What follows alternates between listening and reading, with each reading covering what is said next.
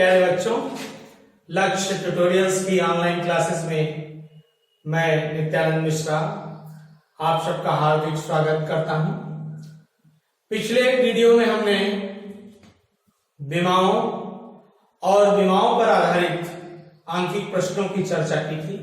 उस वीडियो का link description box में है, आप चाहें तो वहां से उसे देख सकते हैं। आज हम मापन में त्रुटियों की चर्चा करेंगे। साधारण त्रुटि शब्द का मतलब होता है गलती, और भौतिक विज्ञान में जब मापन किया जाता है तो भौतिक राशियों में होने वाली गलतियों को हम क्या कहते हैं? मापन कहते हैं। और मापन करते समय कुछ मापक यंत्रों का इस्तेमाल किया जाता है।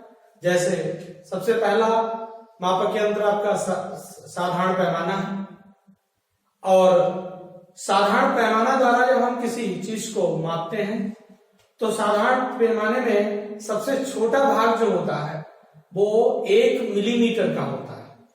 तो साधारण पैमाना एक ऐसा मापक यंत्र है जिसके द्वारा हम 1 मिलीमीटर दूरी को परिशुद्धता मतलब शुद्धता, प्रिसाइजली परिशुद्धता से माप सकते हैं। इस माप को हम क्या कहते हैं? अल्पतमांक कहते हैं। अल्पतमांक अंग्रेजी में इसको लीस्ट काउंट कहते हैं। किसी भी मापक यंत्र के वह छोटे से छोटी माप, किसी भी मापक यंत्र की वह छोटे से छोटी माप जो उस यंत्र द्वारा शुद्धता से, परिशुद्धता से मापी जा सके, उसकी क्या कहलाती है? अल्पतमांक कहलाती है। साधारण पैमाने की अल्पतमांक 1 मिलीमीटर होती है। 1 मिलीमीटर को जब हम 10 से डिवाइड करेंगे तो सेंटीमीटर में 0.1 सेंटीमीटर। इसका मतलब क्या है कि जो साधारण पैमाना है वो 1 सेंटीमीटर के 1 मिलीमीटर के 1 सेंटीमीटर के 10वें भाग को या 1 मिलीमीटर को 1 सेंटीमीटर के 10वें भाग को या 1 मिलीमीटर को शुद्धता से माप सकता है। कुछ और भी मापक यंत्र होते हैं, जैसे वर्नियर कैलिपर्स। आपको मैं यहां पर वर्नियर कैलिपर्स दिखा रहा हूं। ये क्या है? ये वर्नियर कैलिपर्स है। इससे हम क्या करते हैं? किसी भी बर्तन की गहराई इस साइड से मापी जाती है, किसी भी गोले का वाह व्यास इधर से नापा जाता है, इसमें उसके इनको जबड़े कहते हैं, जबड़ों में फंसा कर, और किसी भी गोले का उसका जो गोली बेलन है उसका आंतरिक व्यास और बाह्य व्यास, इनसे नापा जाता है। किसी वीडियो में इस मापक यंत्र की पूरे प्रयोग की विधिवत चर्चा करेंगे। तो जो वर्नियर कैलिपर्स आपने देखा, ये वर्नियर कैलिपर्स इस तरीके का होता है। तो वर्नियर कैलिपर्स की जो मापक यंत्र होता है उसकी अल्पतमांक जो होती है, ये वर्नियर कैलिपर्स 1 मिलीमीटर के 10वें भाग को मापता है। 1/10 बराबर 0.1 mm। 0.1 को 10 से डिवाइड करेंगे तो 0.01 सेंटीमीटर। ये 1 सेंटीमीटर के 10वें भाग को ये, और 1 सेंटीमीटर के 100वें भाग को वर्नियर कैलिपर्स नापता है। एक मापक यंत्र और होता है जिसको हम स्क्रू गेज या पेच मापी कहते हैं। ये स्क्रू गेज है। इससे पतले तारों का व्यास या सिक्के की मोटाई इत्यादि नापी जाती है। किसी अन्य वीडियो में हम इसके प्रयोग की विधिवत चर्चा करेंगे। इससे प्रयोग करके दिखाएंगे आपको कैसे तार व्यास जो होते हैं वो मापे जाते हैं। तो जो स्क्रू गेज या पेच मापी है वो 1 मिलीमीटर के 100वें भाग को नापता है, तो 0.01 mm। 0.01 mm को हम क्या करेंगे? 10 से डिवाइड कर देंगे, तो ये आपका 10 से डिवाइड करने पर ये सेंटीमीटर में कन्वर्ट हो जाएगा। ये 0.001 सेंटीमीटर हो जाता है। जो पेच मापी है ये 1 सेंटीमीटर के 1000वें भाग को और 1 मिलीमीटर के 100वें भाग को मापता है। अगली जो मापन में परिभाषाओं में जो पद का उपयोग होता है वो निरपेक्ष अथवा परम त्रुटि है। हम कोई बात अगर होती है, किसी को बहुत श्रेष्ठ कहना होता है, तो हम कहते हैं बहुत परम है आप। परम का तात्पर्य होता है जिसको किसी भी संदर्भ में न लाया जा सके, जो स्वयं परिभाषित है, श्रेष्ठ परम। तो परम क्या होता है? या निरपेक्ष त्रुटि, परम त्रुटि या निरपेक्ष त्रुटि, जिसको अंग्रेजी में हम एब्सोल्यूट एरर कहते हैं, वो क्या होती है? देखिए, किसी भी मापक यंत्र की द्वारा जो मापी गई राशि होती है उसको हम प्रेक्षित मान या प्रायोगिक मान कहते हैं। ठीक, प्रैक्टिकल वैल्यू या ऑब्जर्व वैल्यू कहते हैं। और किसी भौतिक मान का जो वास्तविक मान होता है उसको हम यथार्थ मान भी कहते हैं, जो एक्चुअल वैल्यू या रियल वैल्यू होती है। मान लिया कि यथार्थ मान x है, कोई राशि क्या है? x है, तथा उसका प्रेक्षित मान जो है जिसको हम नापते हैं, ठीक, वो क्या है? x डैश है। x dash x plus minus delta x होता है। जैसे अगर हम 5 सेंटीमीटर की रेखा को साधारण पैमाने से नापें तो वो मानवीय त्रुटि के कारण 5.1 सेंटीमीटर या 4.9 सेंटीमीटर हो सकती है। अगर ऐसी त्रुटि होती है तो ये भौतिक विज्ञान में मापी जाती है। अगर इससे ज्यादा है तो वो फिर मापने लायक नहीं, वो ब्लंडर है, बहुत बड़ी गलती है। तो यथार्थ मान और प्रेक्षित मान का जो अंतर होता है उसी को हम क्या कहते हैं? निरपेक्ष त्रुटि कहते हैं। डेल्टा एक्स, ये जो त्रिभुज जैसा साइन, इसको डेल्टा कहते हैं। Delta X is equals to X difference X dash, माने प्रेक्षित मान और वास्तविक मान या यथार्थ मान का अंतर। नेक्स्ट होती है सापेक्ष या भिन्नात्मक। सापेक्ष शब्द का मतलब क्या है? जब हम दो चीजों में तुलना करते हैं तो उसको हम सापेक्ष कहते हैं।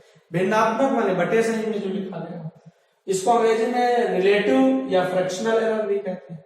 भौतिक राशि x के मापन में, कोई भौतिक राशि क्या है? x है, उसके मापन में अगर निरपेक्ष त्रुटि डेल्टा x होती है तो सापेक्ष त्रुटि जो होती है वो निरपेक्ष त्रुटि बटा यथार्थ मान या वास्तविक मान के बराबर होगी। सापेक्ष त्रुटि बराबर निरपेक्ष त्रुटि बटा यथार्थ मान, या यथार्थ की जगह पे हम वास्तविक मान भी कह सकते हैं। डेल्टा एक्स समान एक्स होती।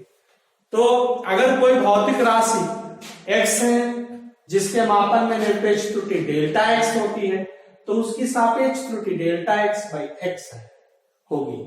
मान लें अगर कोई अन्य भौतिक राशि v है जिसके मापन में ये क्या है? राशि, जिसके मापन में जो निरपेक्ष त्रुटि होगी, निरपेक्ष त्रुटि वो क्या होगी? Delta v। क्या होगी? Delta v। तो जो सापेक्ष त्रुटि होगी, सापेक्ष त्रुटि वो क्या हो जाएगी बेटा? डेल्टा v अपान v हो जाएगी। क्या हो जाएगी? डेल्टा v अपान v हो जाएगी। सेम इसी तरीके से अगर हम मान लें समझने के लिए कि कोई और भौतिक राशि है, वो स्मॉल a है, तो उसकी निरपेक्ष त्रुटि क्या होगी? डेल्टा a होगी, और सापेक्ष त्रुटि डेल्टा a बटा a होगी। इस तरीके से हम परिवर्तित करके लिखते हैं। तो यहां पर हमने लिखा कि सापेक्ष त्रुटि डेल्टा x बटा x होगी। प्रतिशत त्रुटि का मतलब होता है कि 100 में कितनी हो रही, तो प्रतिशत त्रुटि निकालने के लिए हम सापेक्ष त्रुटि को सदैव 100 से क्या कर देते हैं? गुणा कर देते हैं। प्रतिशत त्रुटि का एक फार्मूला और है, प्रतिशत त्रुटि बराबर प्रायोगिक मान डिफरेंस या अंतर यथार्थ मान बटा यथार्थ मान गुणे 100। इसको और लिखा जा सकता है प्रतिशत त्रुटि बराबर प्रेक्षित मान, प्रेक्षित एक ही चीज, यथार्थ माने वास्तविक मान बटा वास्तविक मान गुणे 100। इसको हम और भी क्या लिख सकते हैं कि प्रेक्षित मान डिफरेंस वास्तविक मान और बटे वास्तविक मान थोड़े सब। ये observe value difference actual value upon actual value into 100। अब चर्चा करते हैं अनुमेय त्रुटि की। अनुमेय त्रुटि की, अनुमेय को अंग्रेजी में कहते हैं परमिसिबल। अनुमेय त्रुटि निकालने के लिए हम क्या करते हैं, मान लिया कि कोई भौतिक राशि y a b c भौतिक राशियों पर निर्भर करती है, जिनमें जो घाते हैं वो p q r। तो सबसे पहले हम क्या करें, सूत्र को y बराबर a की पावर p, b की पावर q और c की पावर माइनस r में कन्वर्ट कर दें। मैंने एक स्ट्रेट लाइन में लिख लें, सिंपल तरीका ये है। ना लिखें तो इसको समझे कि ऐसा होगा।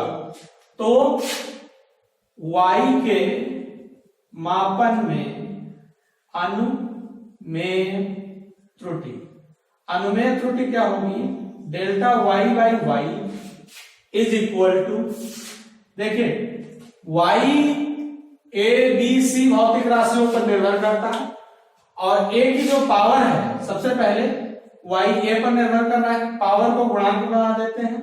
a पर निर्भर कर रहा है तो a के मापन में जो क्या होगी, सापेक्ष त्रुटि होगी, क्या होगी, डेल्टा a अपॉन a हो जाएगी। फिर प्लस का साइन लगाएंगे, पावर लिखेंगे q और फिर b के मापन में जो त्रुटि होगी डेल्टा b बाई b, सापेक्ष त्रुटि लिखते हैं। फिर प्लस का साइन लगाते हैं और अगले की पावर लिखेंगे। यहां अगले की पावर क्या है, माइनस r, इसलिए प्लस माइनस का जो साइन है यहाँ r हो जाएगा।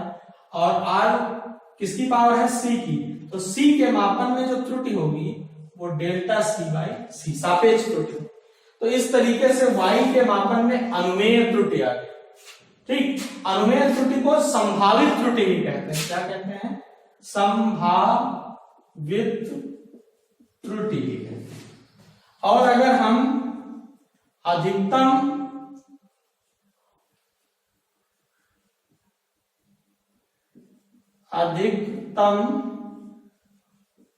अनुमेय या अधिकतम